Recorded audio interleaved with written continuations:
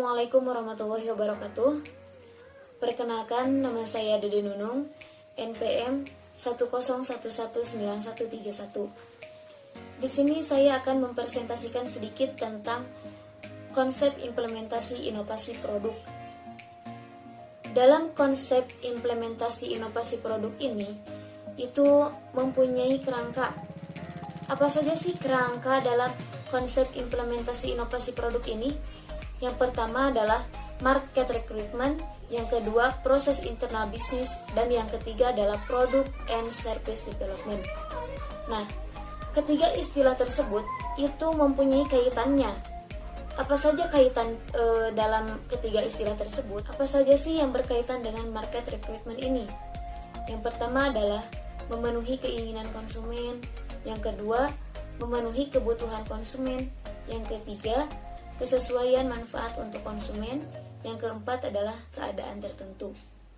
Sebelum kita memproduksi produk, kita harus tahu dulu apakah produk kita ini dapat memenuhi keinginan konsumen, kebutuhan konsumen, kesesuaian manfaat untuk konsumen, dan dalam keadaan tertentu. Nah, contoh dalam keadaan tertentu ini yaitu adalah pada saat musim lebaran.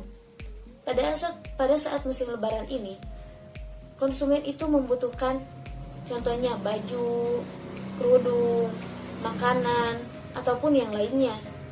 Nah, kerangka yang kedua adalah proses internal bisnis. Apa yang berkaitan dengan proses internal bisnis ini? Yang pertama adalah tahapan produksi produk agar efektif dan efisien. Jadi, pada saat produksi, kita harus tahu dulu dari A sampai Z itu kita harus tahu, karena itu akan berkaitan dengan keefektifan dan keefisienannya. Yang kedua adalah alokasi sumber daya. Sumber daya itu banyak, contohnya adalah bahan baku. Yang ketiga adalah kebutuhan biaya. Pada saat kebutuhan biaya ini itu sangat penting, karena itu akan menentukan harga jual produk kita. Jadi, kebutuhan biaya itu harus diperhitungkan dengan benar. Yang keempat adalah komitmen. Kenapa komitmen itu ada di proses internal bisnis? Karena banyak para pengusaha itu tidak komitmen. Nah, jadi komitmen ini berada di proses internal bisnis. Sebelum kita menginjak lebih jauh, kita harus komitmen dulu kepada diri kita sendiri bahwa kita akan memproduksi ini itu akan secara terus-menerus. Kerangka yang ketiga adalah product and service development. Nah, kerangka yang ketiga ini berkaitan dengan fokus pada produk baru dan berfokus pada delivery channel produk kita. Nah, di sini kita menentukan bagaimana pemasaran produk kita. Apakah akan membuka toko atau dijual secara online seperti di Lazada, Shopee, ataupun di ojol. Nah, atau kita akan membuka reseller. Itu yang menentukan kita sendiri sebagai yang memproduksi.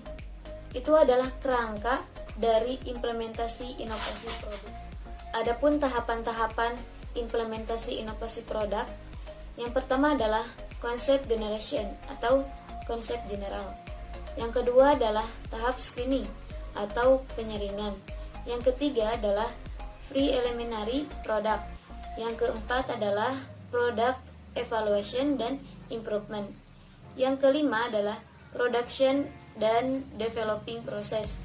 Yang keenam adalah monitoring dan evaluasi. Kita akan membahasnya satu persatu. Yang pertama adalah konsep generation atau konsep general. Mengawali proses inovasi produk ini itu harus tergambar atau terkonsep bisnis secara keseluruhan, mulai dari pemilihan produk, strategi pemasarannya, operasionalnya, kebutuhan biaya, proyeksi jumlah produksi, dan estimasi harga jual dengan memperhatikan kesesuaian manfaat untuk konsumen. Nah, ini adalah tahap awal kita dalam memproduksi produk kita. Dalam prakteknya ini adalah kita membuat dulu coretan-coretan dengan bahasa sendiri terhadap bagaimana konsep kita ke depannya, konsep yang akan dilakukan. Nah, jadi sebelum kita action, kita harus mempersiapkan dulu apa yang akan dilakukan ke depannya. Tahap yang kedua ini adalah tahap screening atau penyaringan. Pada tahapan ini diperlukannya analisa dengan prinsip pemikiran yang convergent untuk seleksi dan membuat skala prioritas dari ide yang muncul terhadap inovasi produk yang akan dieksekusi agar lebih spesifik dan lebih terukur. Nah, praktek yang di tahap screening ini yaitu dengan merinci dari tahapan yang sebelumnya. Kalau tahapan yang sebelumnya itu prakteknya itu dengan membuat konsep-konsep dulu. Nah, pada tahap yang kedua ini adalah prakteknya dengan merinci konsep-konsep tersebut agar lebih spesifik lagi. Tahapan yang ketiga adalah pre-eliminary product. Tahapan ini adalah mulai proses awal produk sesuai dengan konsep general dan catatan dari tahapan sebelumnya.